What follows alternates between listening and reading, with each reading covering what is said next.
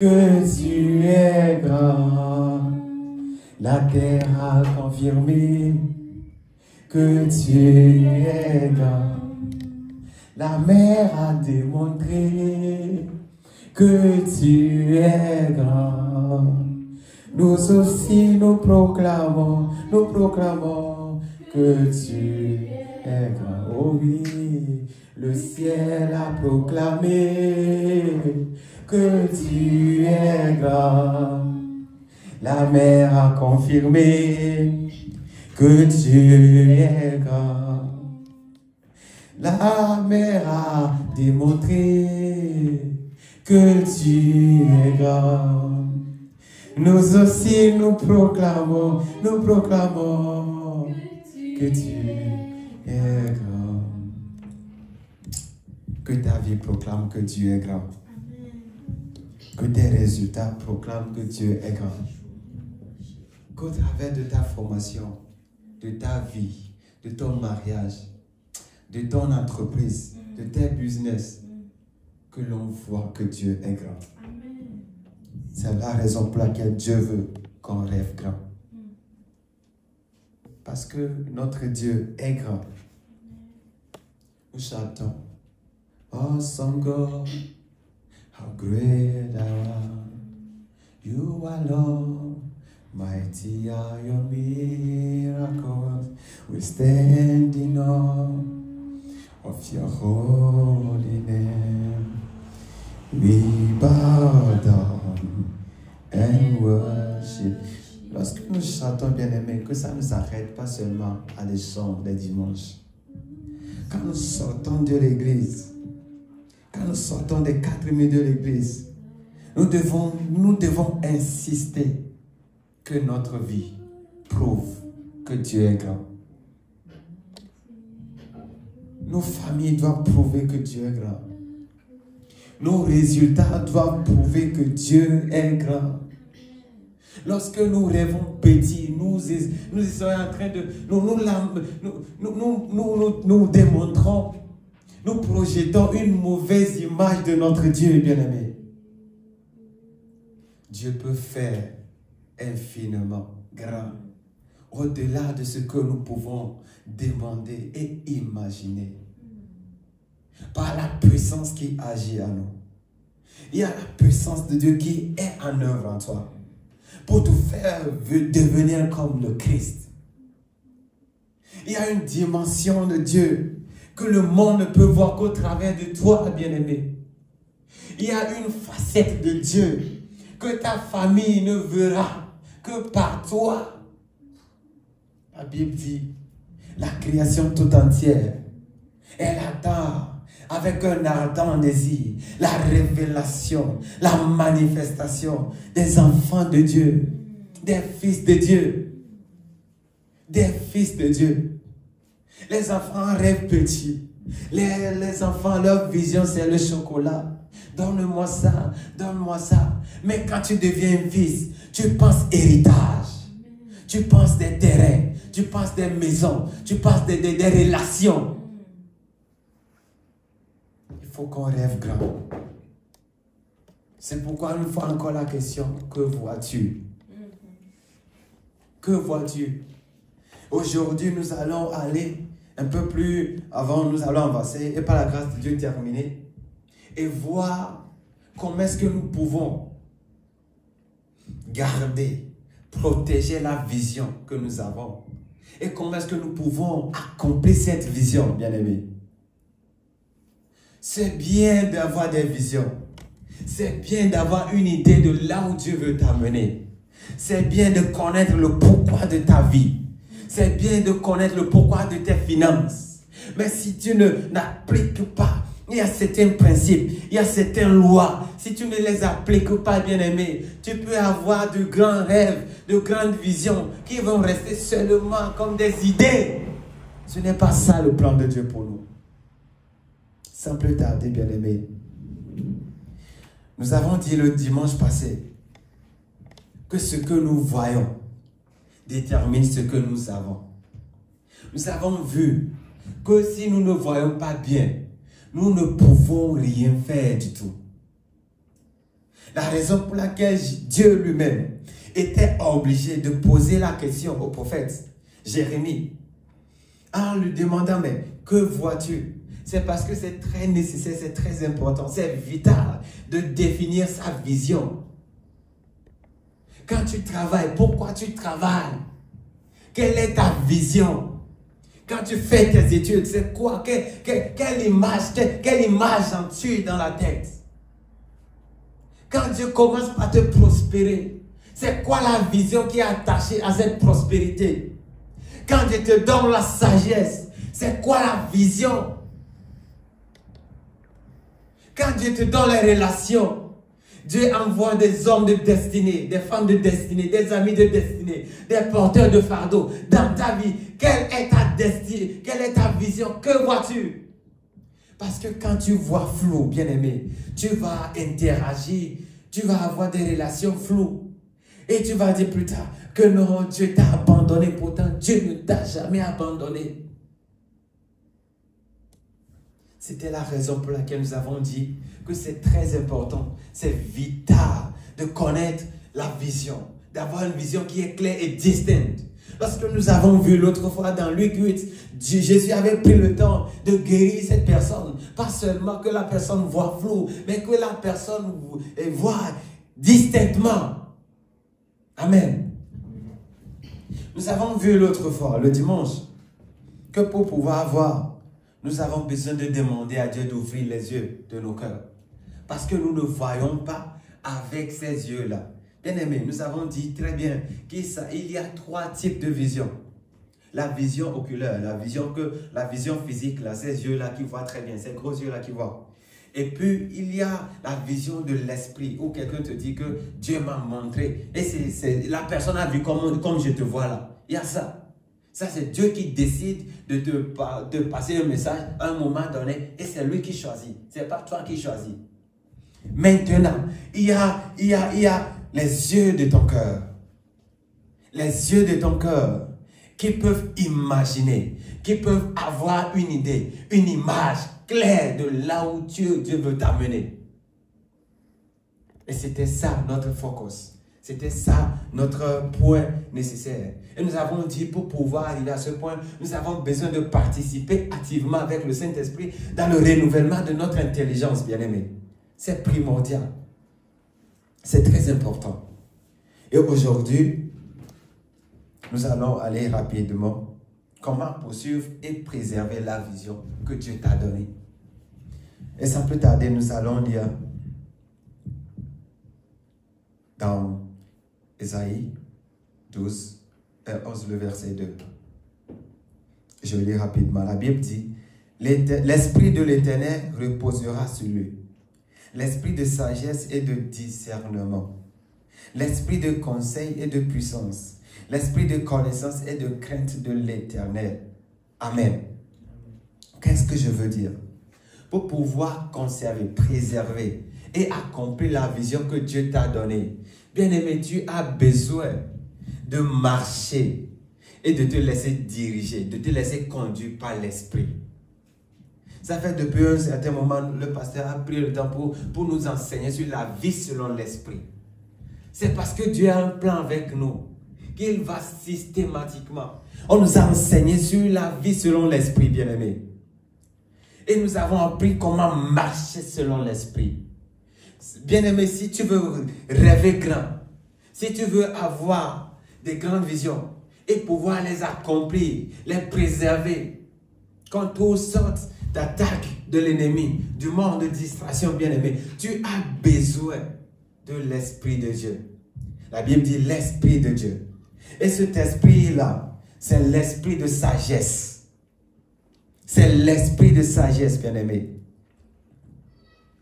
L'esprit de sagesse, l'esprit de discernement, l'esprit de conseil, l'esprit de puissance, l'esprit de connaissance et l'esprit de crainte de Dieu. Pourquoi? Parce que quand l'Esprit de Dieu vient, le Saint-Esprit peut être dans ta vie et tu laisses le Saint-Esprit se manifester seulement ou bien agir seulement comme l'esprit de sagesse.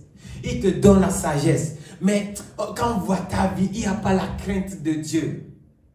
Quand on voit ta vie, il n'y a pas de discernement. Tu prends des décisions sages, mais on sent qu'il y a un peu des choses qui manquent. Quand l'Esprit de Dieu vient, l'Esprit de Dieu peut se manifester comme l'Esprit de sagesse, l'Esprit de discernement, l'Esprit de conseil. C'est-à-dire que quand tu cherches d'idées et tu ne sais plus quoi faire, l'Esprit de Dieu, l'Esprit de l'Éternel va te conseiller. Bien-aimé, on dit la nuit porte conseil.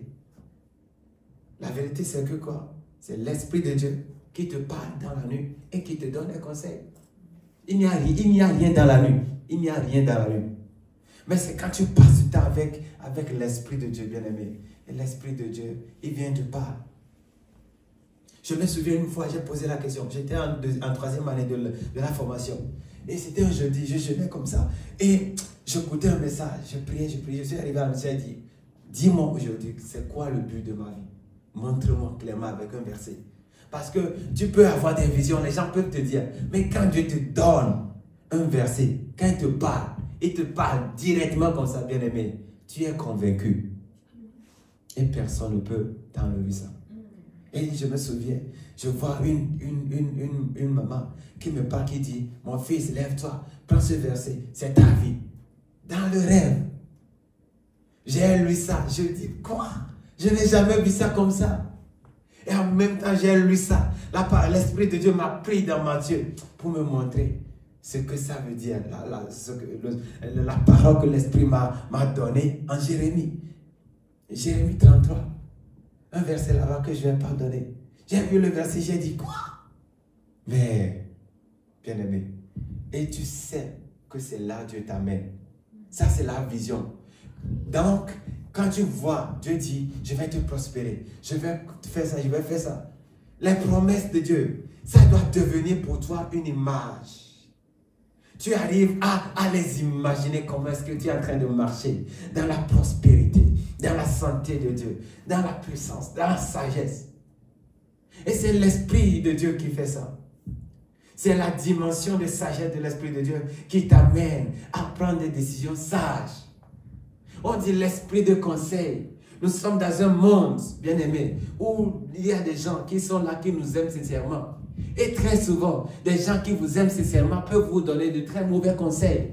Parce qu'ils vous aiment. Ils ne savent même pas.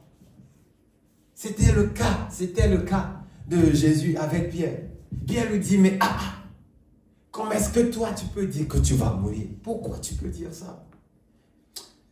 Je ne vais pas vivre pour voir ça. Jésus dit, rien de mon Satan. Pourquoi? Parce qu'il n'était pas juste sage.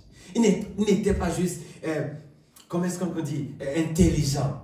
Il n'avait pas juste l'esprit de conseil. Il avait ce qu'on appelle l'esprit de discernement. C'est le même esprit qui peut se manifester de diverses manières, selon que tu le lui permets. Tu ne peux pas préserver la vision et accomplir la vision sans l'Esprit de Dieu. La Bible dit, marchez selon, je dis donc, marchez selon l'Esprit et vous n'accomplirez pas les désirs de la chair. Je veux dire quelque chose. Pourquoi est-ce que la parole de Dieu nous interpelle? Dans Galates 5, le verset 16. Je dis donc, marchez selon l'Esprit et vous n'accomplirez pas les désirs de la chair. Pourquoi? Parce que la chair peut t'amener à avoir des visions. Est-ce qu'on est ensemble? La chair peut t'amener à avoir des visions. Et ces visions vont se tourner sur l'ego. Oui, Dieu va me donner ça. Je serai comme ça. Je vais marcher comme ça. Je vais acheter des maisons. Je vais faire ça.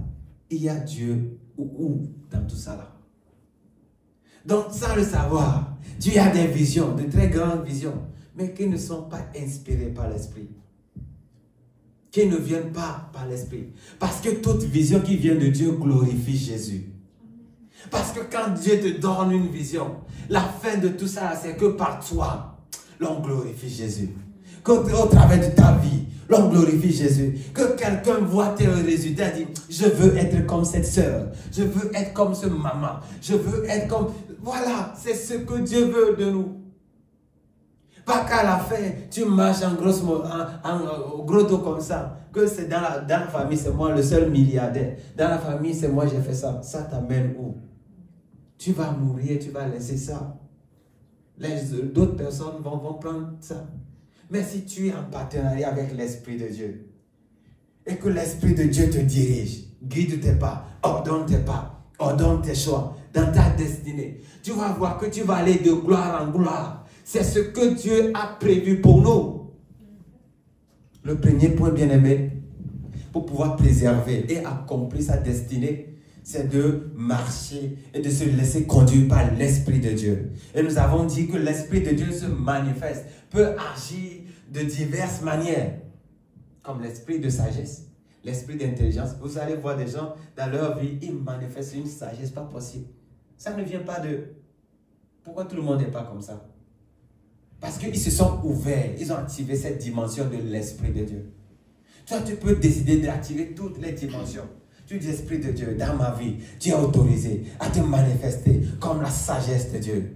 Et tu parles, je suis rempli de la sagesse de Dieu. Et tu cherches dans la parole, où est-ce que ça, et tu médites sur ça, ça devient, ça rentre en toi, ça s'est ancré en ton inconscient. Et quand tu parles, tu sais que ce n'est plus toi qui parles, tu sais que l'Esprit de Dieu parle au travers de toi. Lorsque vous voyez dans Luc 12, le verset 12, Jésus parlait à ses disciples, il a dit, ne vous préoccupez même pas, ne cherchez pas à argumenter, comment est-ce qu'on dit ça?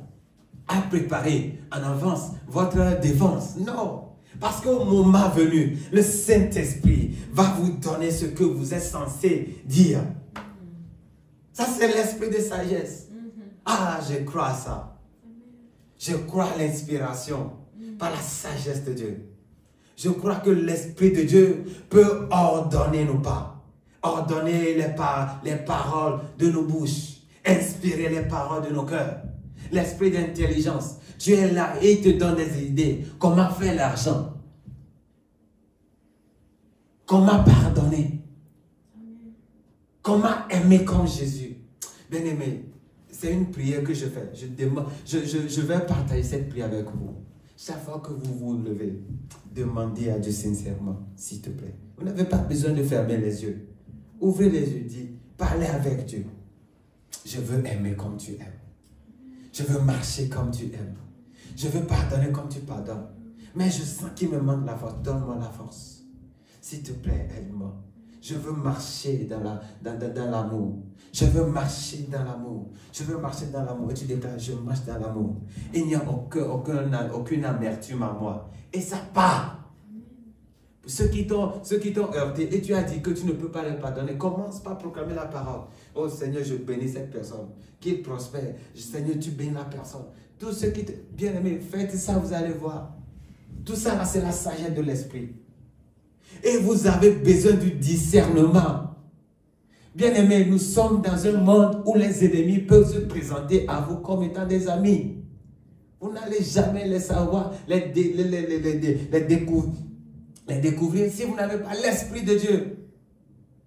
C'est l'Esprit de Dieu qui te fait savoir que même derrière le bisou de Judas, il t'a trahi. Et tu dis, Judas, ce que tu veux faire, fais-le vite. Parce que tu sais, tu n'es pas surpris. Tu n'es pas surpris. Amen. Que Dieu nous bénisse abondamment.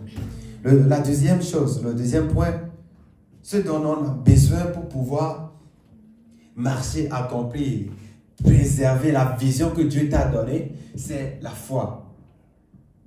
Nous sommes appelés à marcher par la foi. Plusieurs fois dans la Bible dit, et mon juste vivra par la foi. Mes yeux se retirent. Mon âme ne prend plus plaisir en lui. J'aime cette parole. Et mon juste vivra par la foi. Si tu ne vis pas la foi, ce que tu es en train de faire, c'est que tu es en train de survivre. En tant qu'enfant de Dieu, nous ne vivons que par la foi.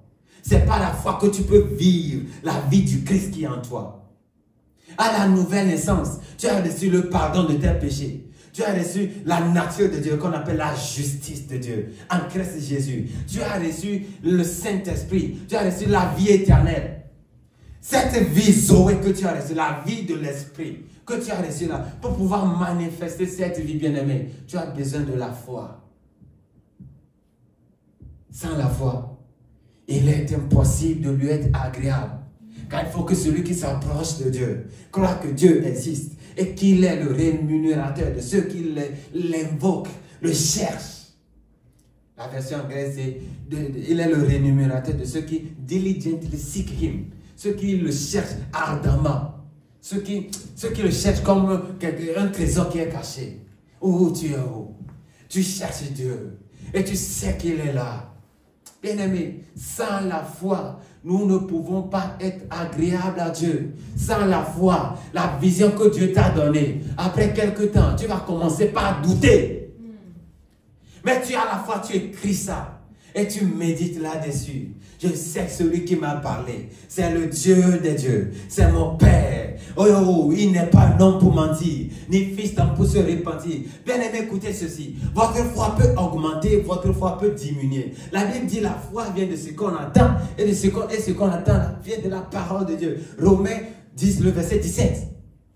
C'est très important. Je veux vous expliquer quelque chose. Parce que si Dieu peut vous parler à l'église, Dieu peut vous parler par un prophète. On vous appelle, on dit, toi, tu as une grande destinée. Et tu écris ça. Après quelques temps, je te dis, le diable va venir. Je te dis, tu crois ça? Vraiment, toi, tu crois ça? Sois aussi, sois intelligent, sois sage, utilise ta tête. Toi, tu viens de ce village-là. Tu viens de cette famille-là. Bien-aimé. Mais quand tu écris, et tu sais, quand tu passes du temps dans la parole, plus tu vois, Dieu a été fidèle avec Abraham, avec David, avec Gideon, avec Caleb. Tu dis, je ne suis pas, Dieu ne fait acception de personne. Dieu ne regarde pas personne. Dieu ne crie pas parmi les gens. Si je peux montrer ma foi, si je peux croire à son intégrité, il va se manifester dans ma vie. Ça, c'est la foi. Amen. Que Dieu le bénisse abondamment. Le troisième point, bien-aimé, voilà, avant de finir, nous allons lire le passage de Jacques 2, le verset 17. Marchez par la foi. La Bible dit, de même aussi, la foi, si elle n'a pas les œuvres, elle est morte par elle-même. Bien-aimé, vous n'avez pas la foi s'il n'y a pas des œuvres. Votre foi est validée par l'action que vous prenez. Quand je parle de l'action, je ne parle pas d'être dans l'activisme, dans l'activité, de faire ça. Non, non, non, non. Il faut écouter Dieu. La foi est composée de 4 choses. D'abord, la parole de Dieu. D'abord, la révélation de Dieu que vous avez. Il faut connaître Dieu pour pouvoir le croire. Donc, la révélation de Dieu que vous avez. Et sur ça, vous dites, vous avez cette forte conviction que ce que Dieu vous a dit peut le faire. Et donc, sur ça, vous demandez une instruction. Et l'obéissance à l'instruction que Dieu vous a donnée, c'est ça l'action. C'est ça l'œuvre qui valide tout le processus. Donc, quand tu dis, par exemple, que Dieu t'a parlé, Dieu t'a donné des visions, Dieu veut t'amener, c'est quoi l'action que tu mènes? L'action là, c'est ce qui prouve que tu as foi en Dieu. Et la Bible dit, sans la foi, il nous est impossible de lui être agréable. Parce qu'il faut que celui qui s'approche de Dieu croit que Dieu existe et qu'il est le rémunérateur de ceux qui le cherchent, ceux qui l'invoquent, ceux qui courent après lui. Soutenu. Amen. Je prie pour nous que notre foi ne s'arrête pas seulement à une conviction de Dieu, mais qu'on aille jusqu'à l'obéissance. Quand tu écoutes et que tu obéis, quand tu obéis, c'est ça. Tu as prouvé que tu as foi. Ça, c'est la foi. Amen. Le troisième point, c'est la méditation sur la parole que Dieu t'a donnée. Quand Dieu te donne une vision, il faut méditer sur cette vision. Nous sommes partis du principe que la vision dont nous parlons ici, ce n'est pas être assis, prendre le bic et écrire quelque chose et dire que ça c'est ma vision. Archi faux, ce n'est pas ça. Nous parlons d'une vision qui est inspirée de Dieu. Une vision qui découle de la méditation sur la parole de Dieu. C'est-à-dire, tu es en train de méditer sur la parole de Dieu et Dieu t'a donné l'image tu as pu concevoir l'image de la promesse, de la parole que Dieu dit. De cette image en toi doit devenir vie pour toi. Tu es en train de protéger cette image en ton cœur. Tu revois encore les mêmes passages. Tu vois ça, on dit, ces signes accompagneront, bien sûr, tous ceux qui auront cru en mon nom. Et tu dis, en mon nom. Tu dis, ah, en son nom, pas ma main. J'impose les mains. Il y a ça. Donc, tu as en toi cette image où tu imposes les mains. Et il y a des signes qui t'accompagnent. C'est comme ça que tu peux préserver ce que Dieu a, ou bien t'a montré, ce qu'il veut faire avec toi, bien-aimé. Dieu a une vision pour chacun. Et lorsqu'on s'aligne avec sa fréquence, il nous communique sa pensée. Il nous communique cette image. Lorsque nous recevons, nous devons garder ça là en méditant dans la même atmosphère, en méditant sur cette même parole que Dieu nous a donnée. J'avais promis le dimanche qu'aujourd'hui nous allons voir par la grâce de Dieu le mystère dans Genèse 31 du verset 8 au verset 12. Bien aimé, j'ai besoin de toute votre attention ici. Genèse 31 du verset 8 au verset 12. Genèse 31.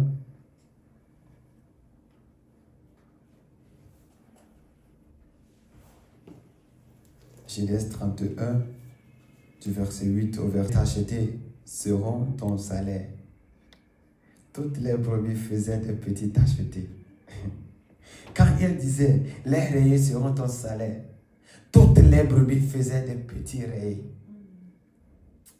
Dieu a pris à votre père son troupeau et me l'a donné. Au temps où les brebis entraient en chaleur, je levais les yeux, et je vis en songe que les bouts qui couvraient les brebis étaient rayés, tachetés et marquetés. Et l'ange de Dieu me dit en songe, Jacob, je répondis, me voici. Il dit, lève les yeux et regarde. Tous les bouts qui couvrent les brebis sont rayés, tachetés et marquetés, car j'ai vu tout ce qui te fait là-bas. Amen. Lorsque vous lisez Genèse 30, 31, 32, il y a une histoire très intéressante qui s'y cache. C'est l'histoire de la prospérité de Jacob chez son oncle Laban. Isaac, qui est le fils d'Abraham, avait deux fils qui étaient des jumeaux, Ésaü et Jacob. Jacob a supplanté son frère par la ruse et a pris à voler son héritage, ce qui lui revient, le droit d'aînesse. C'est-à-dire, c'est toute une grande bénédiction. C'est la prédominance dans la famille, dans la lignée. Maintenant, qu'est-ce qui va se passer? Le frère était en colère et voulait tuer son frère jumeau. Donc, parce que Ésaü voulait tuer Jacob, il a fui la maison. Il est allé sur le conseil de sa mère, Rebecca, aller rester chez son oncle Laban. Lui, il était un païen. Mais le gars là, c'est qu'il était aussi un escroc. Il était aussi un bandit. Il était aussi un corrupteur. Donc, il a laissé son neveu le servir. Elle m'a dit, mais tu ne peux pas quand même me servir comme ça gratuitement. Bon, tu es un jeune homme, un jour, tu vas te marier, tu vas devoir fonder ta famille. On va faire un deal. Tu veux quoi en échange du service que tu fais? Parce que j'ai vu, mais Dieu m'a montré. J'ai fait la divination, oui. Et on m'a montré